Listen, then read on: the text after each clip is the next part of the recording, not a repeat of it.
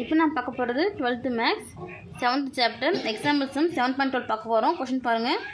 y = x³ - 3x² + x - 2 என்ற வளைவரைக்கு எந்தெந்த புள்ளிகளில் வரையப்படும் தொடுகோடு y = x என்ற கோட்டிற்கு இணையாக இருக்கும். இப்போ நமக்கு வந்து ஒரு சமன்பாடு கொடுத்துட்டாங்க. இப்போ வரையணும் போது இப்போ தோராயமாக இப்போ கோடு இருக்கா, இதுக்கு இது எக்ஸு, இது எக்ஸ் டேஷு, இது ஒய் டேஷ்னு சொல்லுவோமா. இப்போ ஒரு வளைவரை இங்கே இருக்குன்னா இதுக்கு ஒரு தொடுகோடு இந்த இதில் இருக்குன்னும் போது இதுக்கு இணையாக வரையப்படும் தொடுகோடு பார்த்திங்கன்னா இணையாக இருக்குமான்னா கண்டிப்பாக இதுவும் இணையாக இருக்கும். இப்போ இந்த கோடு வந்து y = xன்னும் போது இந்த கோடும் வந்து y = x தான் இருக்குமே. இதுக்கான சாய்வு நமக்கு தெரியாது.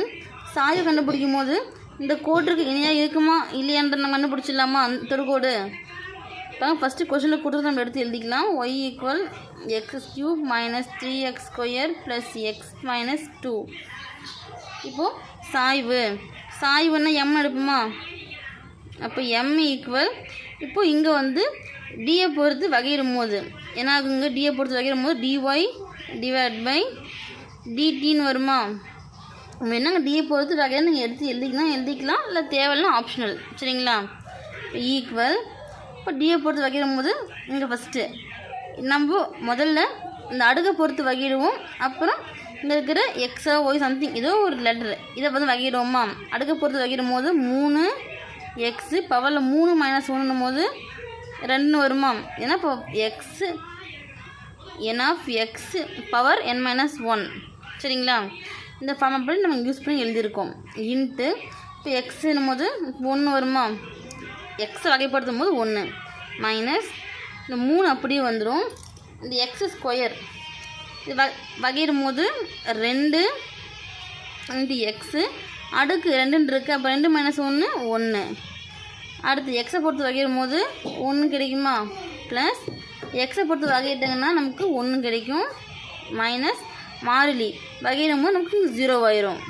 சரிங்களா. ஈக்குவல் 3 × x² ஒரு டைம் பெருக்கும்போது நமக்கு இதுதான் கிடைக்கும். மைனஸ் 3 × 2 6x பெருக்குனா நமக்கு சேம் 6x தான் கிடைக்கும். ப்ளஸ் 1. சரிங்களா. இப்போது வளைவரைக்கான சாய்வு நம்ம கண்டுபிடிச்சாச்சு. அடுத்து என்ன கொடுத்துருக்காங்க, y = x கொடுத்துருக்காங்களா. அப்போது இதுக்கான சாய்வு கண்டுபிடிக்குமா. y = x இன் சாய்வு இதுக்கு ஒரு ஃபார்முலா பாருங்கள். இப்போ y = m(x + c). அப்போது இங்கே எக்ஸ்க்கான சாய்வு வந்து எம்முக்கான இங்கே எம் வந்து என்ன நம்பரோ அதாவது இதுக்கான சாய்வாக இருக்கும். எதுவுமே இல்லை அப்போ இங்கே 1 தான் அர்த்தம். அப்போ இதுக்கான சாய்வு என்னவாக இருக்கும் 1. சரிங்களா. இப்போ பார்த்தீங்கன்னா இந்த கோடு பார்த்து இங்கே ஒரு கோடு இருக்குது, இங்கே ஒரு கோடு இருக்குது. அப்போது இதுக்கான சாய்வு சேம் இதுக்கான சாய்வு தான் இருக்கணும். இப்போ ரெண்டுமே இதுக்கு என்ன வருதோ அதே நம்பர் தான் இதுவாக இருக்கணும். அப்போ இங்கே என்ன பண்ணலாம், எம் நம்ம ரெண்டு பிடிச்சிருக்கோமா. இப்போ சாய்வு m1னும் இது சாய்வு m2ன்னு நம்ம எடுத்துக்கலாமா. இப்போ எடுத்து இது சமப்படுத்துவோம் பாருங்கள். இப்போ சமப்படுத்தும் போது என்னாகும், m1 = m2ன்னு வருமா.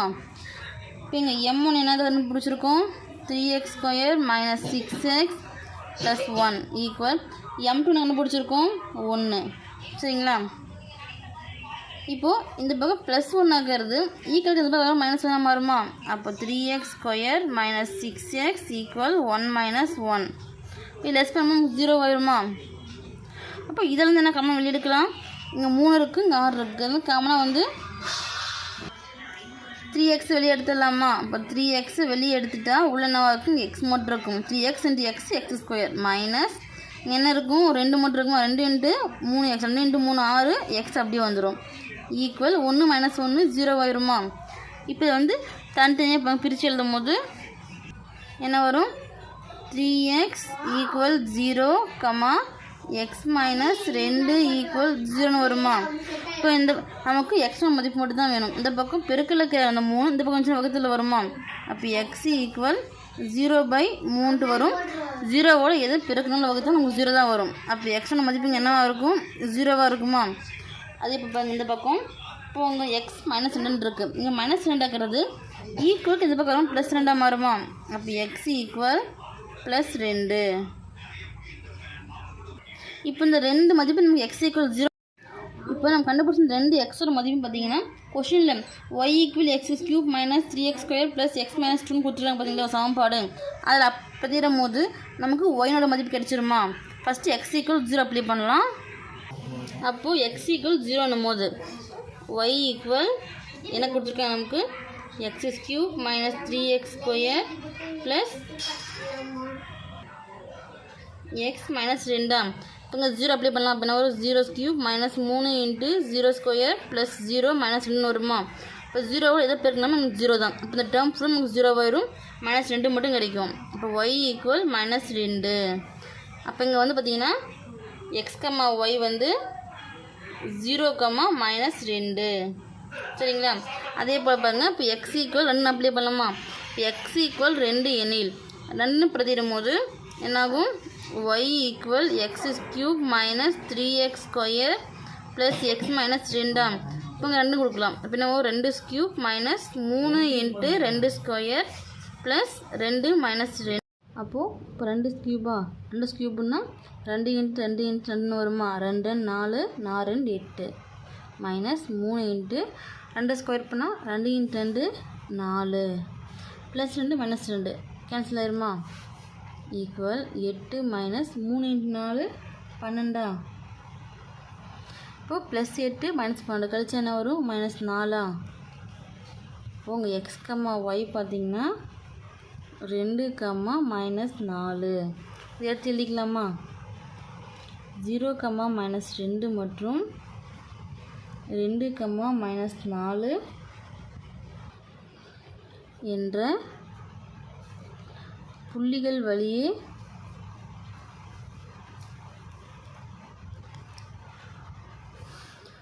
வரையப்படும் தொடுகோடானது